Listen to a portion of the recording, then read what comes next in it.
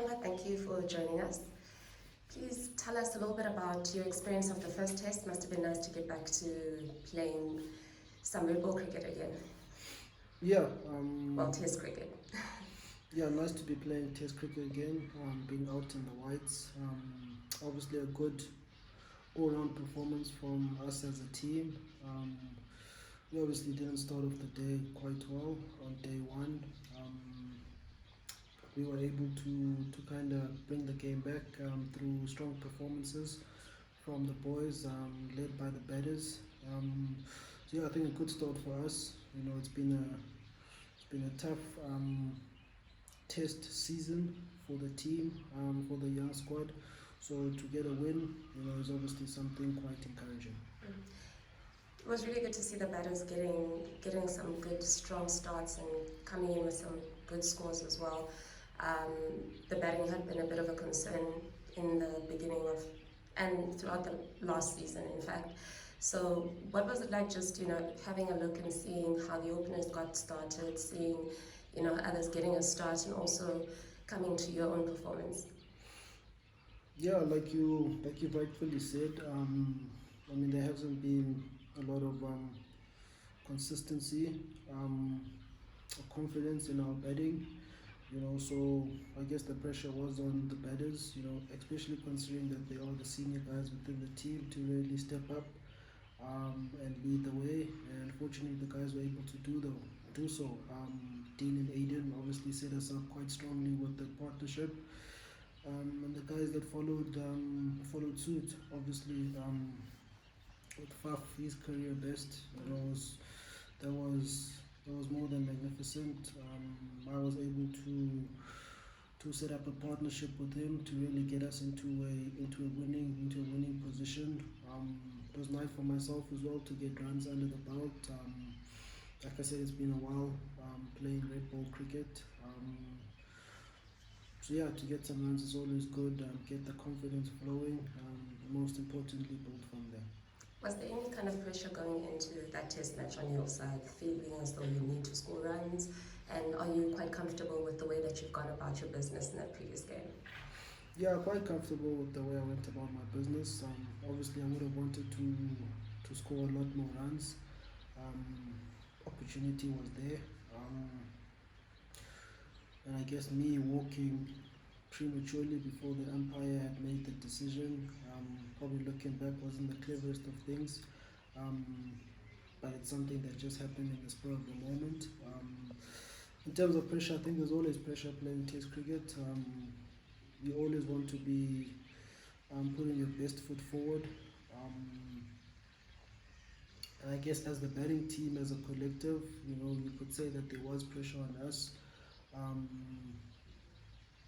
If you look at the team as well, it is quite an inexperienced side, with the batters kind of being the ones with the test caps. So in terms of performances, in terms of winning performances, the team would be looking to those guys to perform. So I guess that also could have been an element of pressure. But playing Test cricket, there's always pressure. Tell us about your experience of the Sri Lankan spinners. Are you happy with the way that you guys went about it? Yeah, very happy with the way we played their spinners. It's actually only one spinner, in the leg spinner. I think looking at the way we played them in the past, the way we played them in the first test is much better, and we'd like to continue, trying to apply as much pressure as we can on the spinner, which in turn generally puts pressure back on the seamer. So yeah, quite happy with the way we played the spin. What would you guys like to do and improve on for this next coming test? Not a lot, to be honest. It's not every day where you get to score 600 plus. So I think probably, the biggest challenges from us as a team would be try and match that effort that we did. I think the biggest thing with the bat is that the guys who got in, the guys converted, took the opportunity, more specifically in FAF. So I think the challenge would be the batters again. If someone does get in, make sure that you do go and get a big score to really put the team in a good position. And I think from a bowling point of view, I mean, first innings, to be honest, wasn't our best bowling effort. Um, but second innings was a total different effort. So I think from a bowling point of view would be to bowl from our second innings effort in terms of the discipline, in terms of the intensity, in terms of the ruthlessness we showed, and yeah, just try and get better from there. What is the advantage for South Africa playing in the high felt and particularly playing at the Wanderers? Uh, I guess Centurion Wanderers quite similar. There's pace, there's bounce in the wicket. There's also lateral movement. So I guess our bowlers, they relish in those type of conditions. The batters as well. We're used to betting on wickets that are quicker, that are bouncy. Our techniques are suited. And I think mentally as well, we're quite courageous in these type of conditions. So I guess the conditions being familiar to us, it makes it easier for us to kind of adjust and play our way of cricket. The Wanderers is also a really good place for you. You enjoy batting there. I remember there's a 98 not out, kind of like some unfinished business there at the Wanderers for you in terms of Test cricket. Yeah, Wanderers is where everything. That's where everything started for me. Wanderers, playing first class cricket for the Lions. There's good memories for me at the Lions, and I guess in this next test I'd like to create more memories. You are right in saying that there is a feeling of unfinished business per se. So I think if the opportunity is there again to get in and get some runs, I would like to do so and make it count. There's some really exciting youngsters in this team, particularly in the batting unit. In the bowling unit. Vian is back. Ruto got his Test cap. And you're dealing mostly, as you mentioned a little bit earlier, with people that have got very little experience of Test cricket. The most experience in Tests in this team is with the batting unit. So what has it been like navigating through and having conversations with youngsters like Vian and Ruto and all the other guys that have come in, all the new faces in the team? Yeah, so I think, like you said, our bowling attack is quite experienced, but in saying that there is a lot of skill amongst those guys, so there's no compromise from that point of view. I think a lot of the chats that we have with the guys is more from a mental point of view, how they get themselves in spaces where they can put their best foot forward.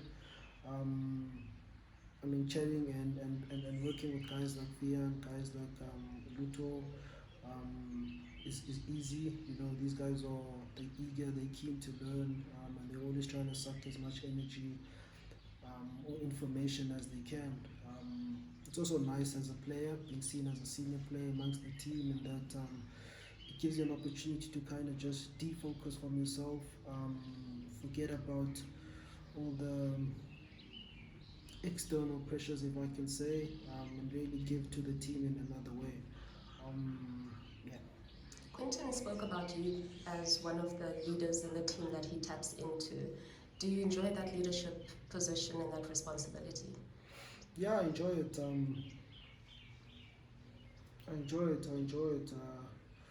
I guess Quinny and I we've played quite a while together from provincial age group. So there's an understanding of each other in terms of our strengths, in terms of where we can help each other. Quinny, he's identified me as someone who can help him on the field with all the little soft issues, if I could say. And any type of responsibility I'll take. I enjoy the leadership that's come within the team.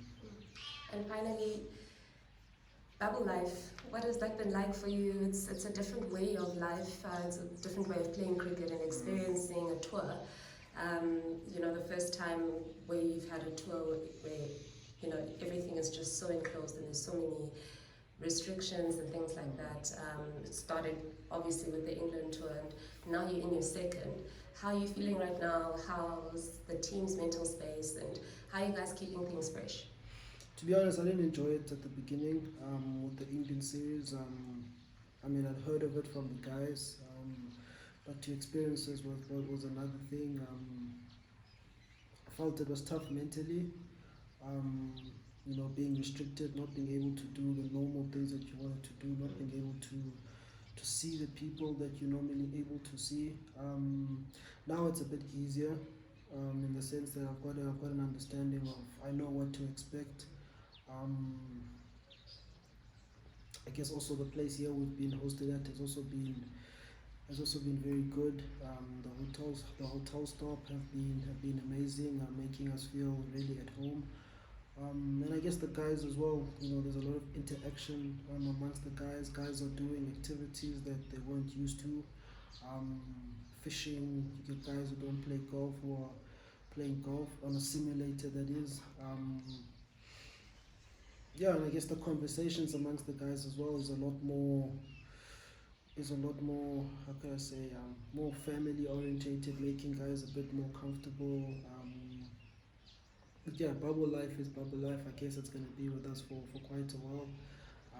And I guess we're gonna have to find ways of getting more used to it.